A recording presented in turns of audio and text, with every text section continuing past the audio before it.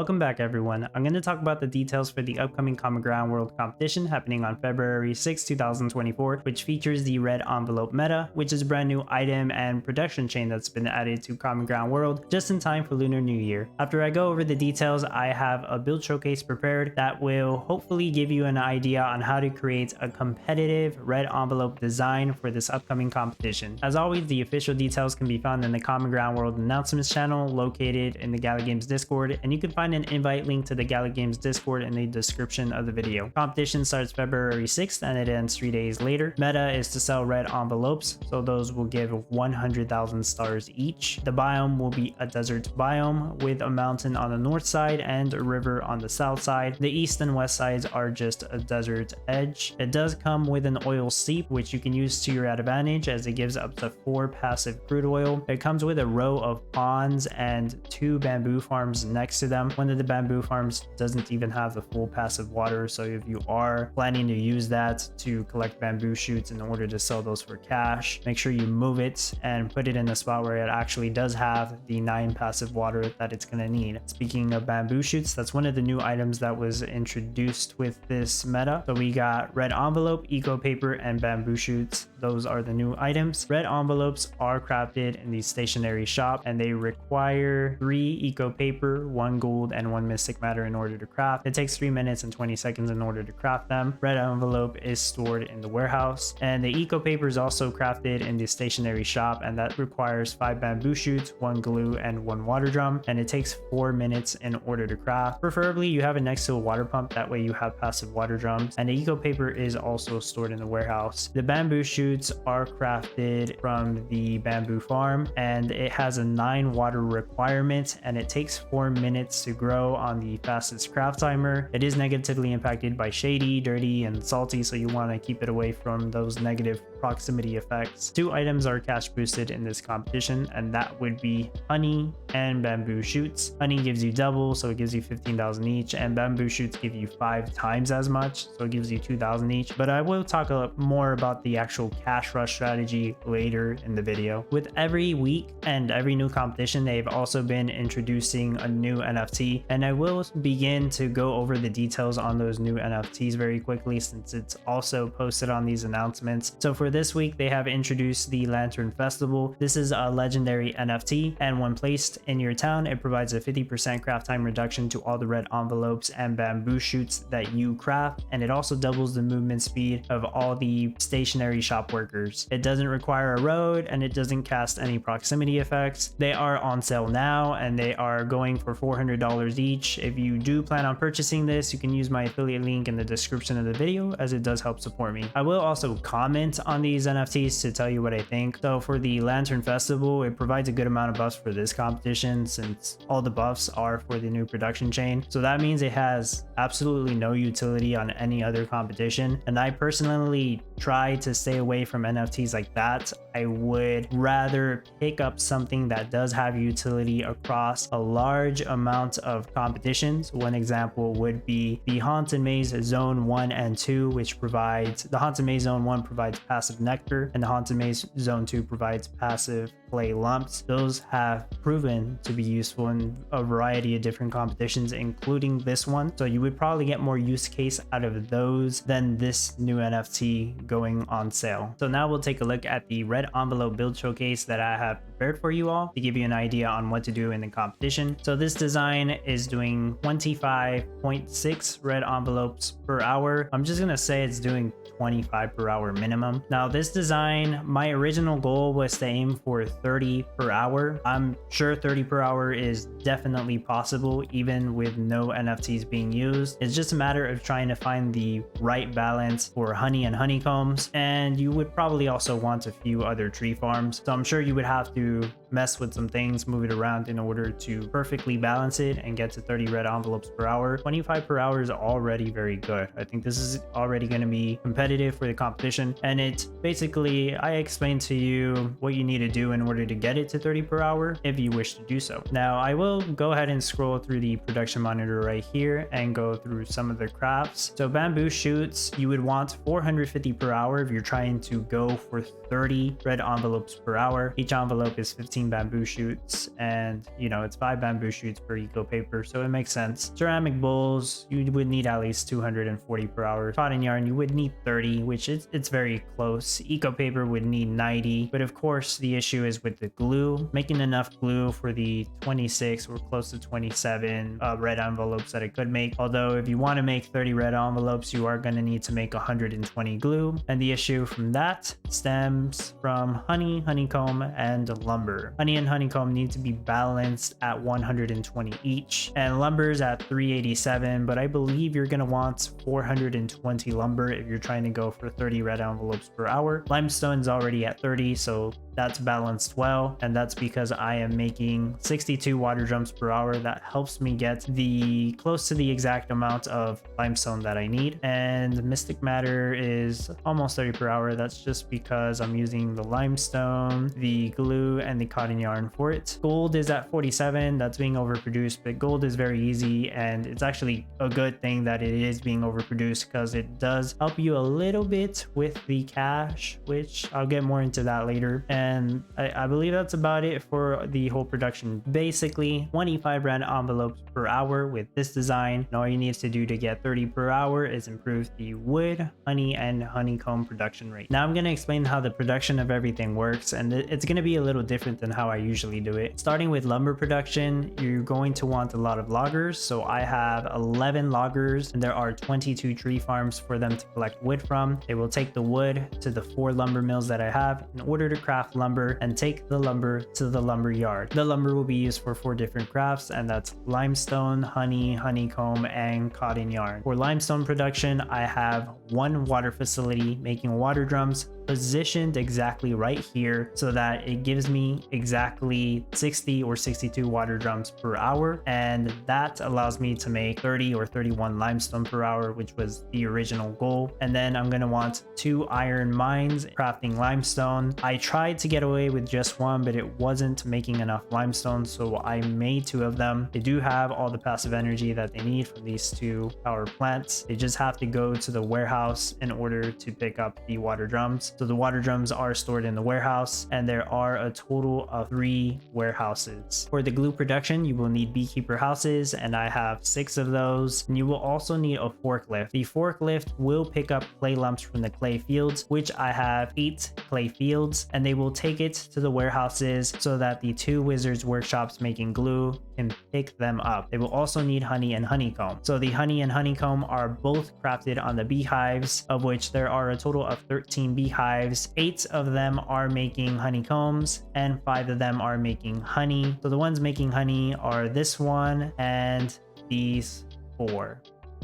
All the other ones are making honeycombs. That would be these 5, these 2, and this 1. And I'm sure this can all be messed around with to better balance the honey and honeycomb, and you probably won't even need this many beehives, but it's just what I ended up with. So you will also need wild clovers for the bees to get the nectar that they need in order to craft the honey and the honeycomb. You'll also need to get lumber from the lumber yard, and you'll also need to get ceramic bowls, which I will explain later. The honey and the honeycombs will be stored in the pantry, and once you have everything to make glue, the glue will be stored in the storehouse. For cotton yarn production, I have tractors picking up the cotton. So there are 4 tractors. There are 2 cotton fields. This one is on a green craft timer, and this one is on a yellow craft timer with 2 shade affecting it. This is done on purpose so I don't make too much cotton, so I'm not making too much cotton yarn. So it's a way to throttle the cotton yarn production. And I have 1 silo to store the cotton at, and I have 1 fabric plant making cotton yarn, since it requires 5 cotton, 1 lumber, and it has the 1 passive energy that it needs from the power plants. I do have the fabric plant facing the silo like this. That way it's able to get the cotton quicker. This allows me to make all the cotton yarn I need with just 1 fabric plant instead of needing to make 2 of them, since they would have to walk more in order to get to the silo to pick up all the cotton. And then the cotton yarn is stored in a nearby warehouse. For the ceramic bowl production, of course the clay is also used here, and ceramic bowls need 1 water drum and 2 energy. Preferably the water drum is passive with the water pump, so I'm using 4 water pumps in order to accomplish that. But really it's just 3 water pumps affecting the pottery shops. And then all these pottery shops have the 2 passive energy that they need from the 1 nuclear power that I built. Now, pottery shops are negatively impacted by dirty, so it is recommended that you use nuclear power in order to provide the passive energy that they need, because if you were to use a power plant, it would cast dirty on them, it would make them way too slow, and it would just take too long to get all the ceramic bowls that you need. So it absolutely has to be set up this way, because this design uses so many pottery shops. If you don't build nuclear power, you're not going to have a competitive design at all. So yes, all 14 pottery shops are making ceramic bowls. Like I explained earlier, they are used for the honey and the honeycomb production, and the ceramic bowls are stored in a warehouse. For the gold production, I have a panner house in order to pick up gold ore from the 1 gold panning site and take it to an ore storage, where it is then picked up by a forge making gold, which also requires wood, but it always gets the wood that it needs, and then the gold is stored in the warehouse. For eco paper production, I have 9 stationary shops, and they are all touching a water pump. That way they have the passive water drum that they need. The 4 tractors that I explained earlier are also picking up bamboo shoots and taking them to the silo right here, and there are a total of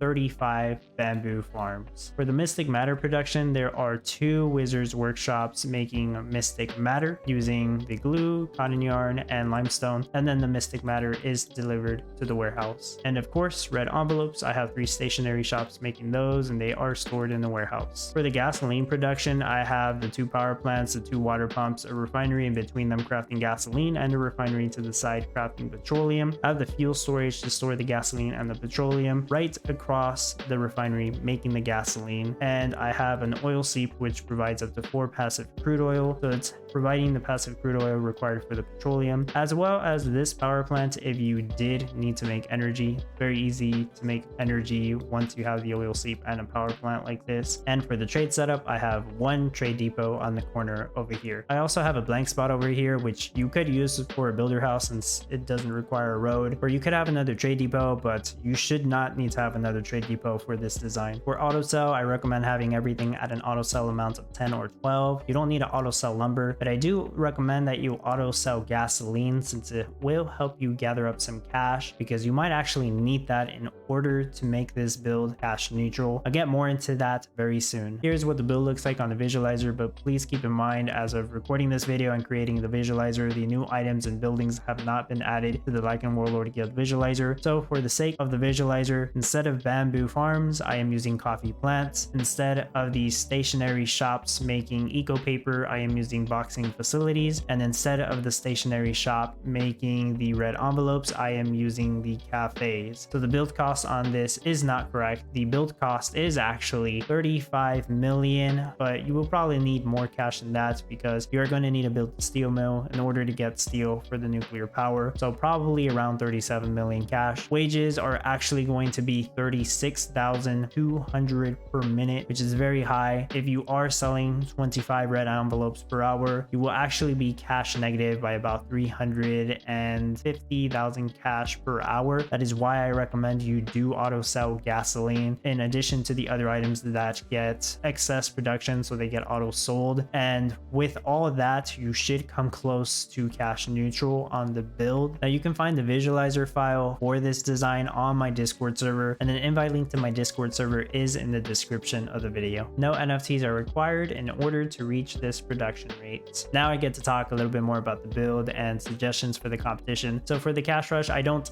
actually recommend you do bamboo shoots, even though they're boosted 5 times over in the cash that they give you. I did a quick test of this, and if you fill up half the map with bamboo farms and ponds, you probably get enough bamboo shoots to make about 2 million cash per hour. Whereas if you do a full town design with gold and you have either a bunch of trade depots or you with just one freight pier selling all the gold, you can get between 4 million and 6 million cash per hour just from gold, or what I call gold rush. So I do recommend that you do gold rush instead of selling bamboo shoots. If you're wondering if honey is worth it for most people it's not going to be unless you have specific NFTs to help you. As for NFTs, the ones that I do find the most helpful for this competition would have to be the Haunted Maze Zones 1, 2, and 4. Haunted Maze Zone 4 gives you 1 passive nectar. Haunted Maze Zone 1 gives you up to 3 passive nectar, and Haunted Maze Zone 2 gives you up to 2 passive clay lump. Now, if you do own the full set, which includes Haunted Maze Zone 3, which gives passive salty to salt fields, then this would actually double the proximity effect of everything. So that means double the nectar and double the clay lumps. So if you do have the whole set, I would recommend placing down the whole set. But the Haunted Maze Zones are one of the most useful NFTs for this competition. Other useful NFTs, of course, the Miranda skins, enchanted ornaments to reduce the build cost and wages. If you do have enchanted ornaments, then the build will absolutely be cash positive. You're not going to have any issues with that. Enchanted fireworks will help out if you have the full set. Since I do have a full set of enchanted fireworks, I'm not allowed to take those off. It does provide me a 50% craft time reduction to the Wizard's Workshops. So that means that if I really wanted to, I only need 1 Wizard Workshop making glue and mystic matter. The reason I have 2 of them is to accommodate for the players who don't have a full set of enchanted